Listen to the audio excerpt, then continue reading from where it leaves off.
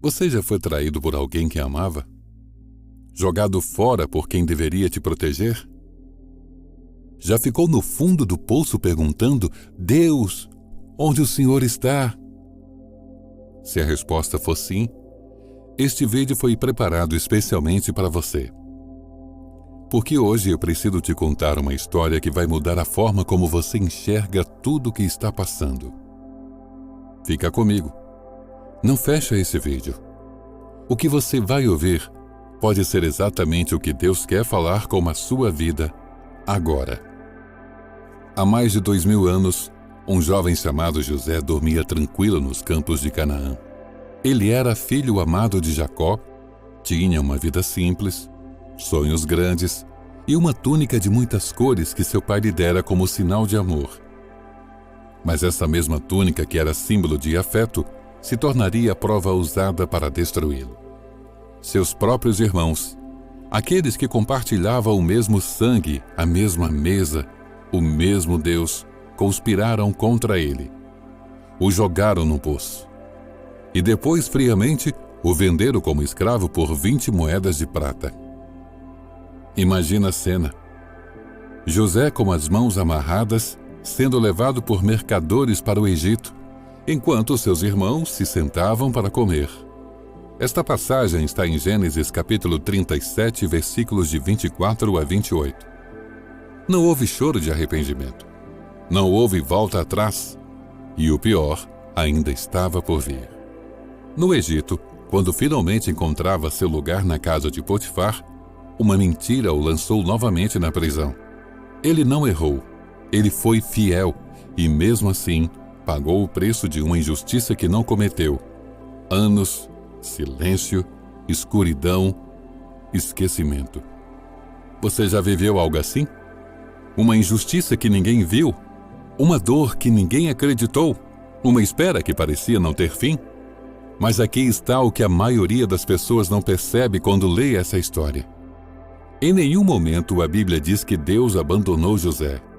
Pelo contrário, em Gênesis 39, 21, há uma frase que treme o coração. Mas o Senhor estava com José. No poço, Deus estava lá. No cativeiro, Deus estava lá. Na prisão, Deus estava lá. O silêncio de Deus não é a ausência dele. E então chegou o dia. Um faraó teve um sonho que ninguém conseguia interpretar. E alguém lembrou de José. Olha, sabe aquele jovem hebreu que está lá na prisão, esquecido? Invisível aos olhos do mundo? Em questão de horas, José saiu da prisão para o palácio. Da humilhação para a honra. Da escravidão para o segundo posto mais poderoso do Egito. Conforme nos ensina Gênesis 41, 14, 41, 43.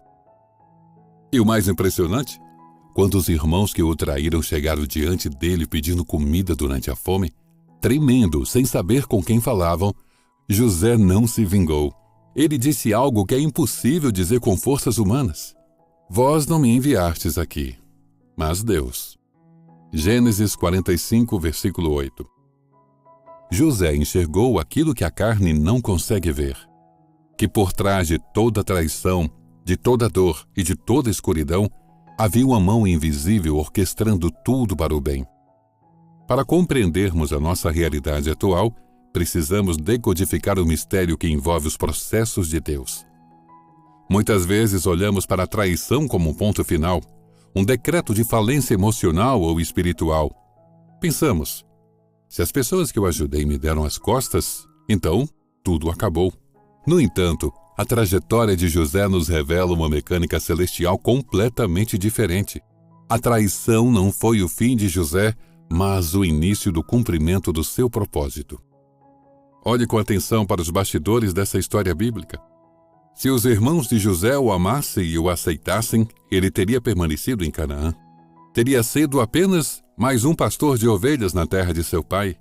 Ele estaria confortável, protegido e cercado de mimos. Mas os grandes sonhos que Deus havia plantado em seu coração jamais seriam realizados. O Egito era o palco do seu destino, mas José nunca iria para o Egito por livre e espontânea vontade. É aqui que reside uma das maiores e mais dolorosas verdades da vida cristã. Deus permite que sejamos empurrados pelo desconforto da rejeição quando o lugar onde estamos não comporta mais o tamanho do nosso futuro. A traição, portanto, funciona como um agente de transição geográfica e espiritual. Deus não é o autor do pecado. Ele não planta maldade no coração de quem nos trai. Mas ele possui a sabedoria infinita para usar a própria maldade humana como trilho que nos transporta para o centro da sua vontade. Aquilo que o inimigo planejou para o seu mal, o arquiteto do universo recalcula e transforma em plataforma para a sua promoção. Então, irmão e irmã, eu te pergunto, qual é o seu poço hoje? Olhe para a sua vida neste exato momento e responda com sinceridade. Qual tem sido o seu poço? Pode ser um casamento que desmoronou depois de anos de dedicação, onde você recebeu ingratidão em troca de amor. Pode ser um emprego de onde você foi demitido injustamente, sendo substituído por alguém que não tinha metade do seu empenho. Pode ser uma amizade de infância que, de forma silenciosa, espalhou boatos a seu respeito para manchar a sua reputação. Uma doença inesperada que paralisou seus projetos, ou uma promessa divina que parece caducar no cartório do tempo. A história de José nos ensina 3 verdades poderosas e práticas para o seu dia a dia. A primeira delas é que o poço não é o fim, é a preparação. Nenhum líder é formado no conforto. O caráter de José foi moldado exatamente onde ele menos queria estar. Se ele não soubesse o que era a dor da escravidão, jamais saberia governar com misericórdia. As suas provações atuais não vieram para te destruir, mas para forjar você em uma estrutura inabalável. A segunda é um lembrete de que a injustiça de hoje pode ser o trampolim de amanhã. Não desperdice sua preciosa energia tentando se vingar, batendo boca ou alimentando a mágoa. Sabe o que o José fez na casa de Potifar e na prisão? Ele deu o seu melhor. Ele foi excelente. Faça da sua excelência a sua resposta ao mundo. Quando você serve com fidelidade no anonimato, o próprio Deus se encarrega de mover as engrenagens para te honrar publicamente. E a última é que Deus age no tempo certo, não no seu tempo. Os anos de espera de José não foram anos perdidos, foram anos de maturação. Se ele saísse do cárcere um dia antes, o faraó ainda não teria tido o sonho e a oportunidade teria sido desperdiçada. A pressa humana costuma estragar os milagres divinos. Descanse no cronograma do céu. Você que está assistindo esse vídeo agora, o capítulo que você está vivendo hoje não é o capítulo final da sua história. Deus ainda está escrevendo e o autor do livro da sua vida não costuma errar o desfecho. Há um detalhe crucial no texto bíblico que frequentemente passa despercebido. José passou cerca de 13 anos entre o sofrimento do poço e a glória do palácio. Durante todo esse tempo não há registro de nenhuma teofania. Essa palavra teofania, segundo o dicionário, significa a manifestação ou aparição visível e tangível de Deus. Ou seja, Deus não apareceu em visões grandiosas no meio da noite para confortá-lo. Nenhum anjo desceu na prisão para quebrar as correntes. O cenário era de absoluto silêncio. E isso nos ensina que a fidelidade de Deus não depende de manifestações pirotécnicas.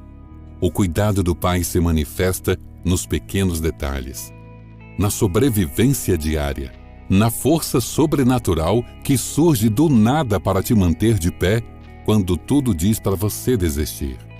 Se você consegue acordar, respirar e manter sua integridade, mesmo com o coração sangrando, saiba que isso já é a prova viva de que a graça do Senhor está operando em você.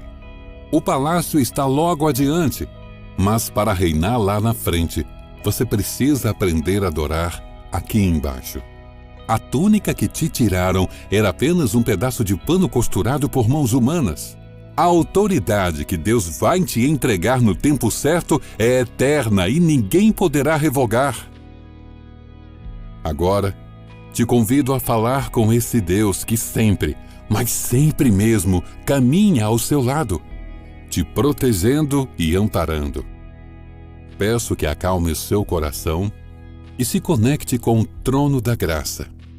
Vamos clamar àquele que transforma choro em dupla honra.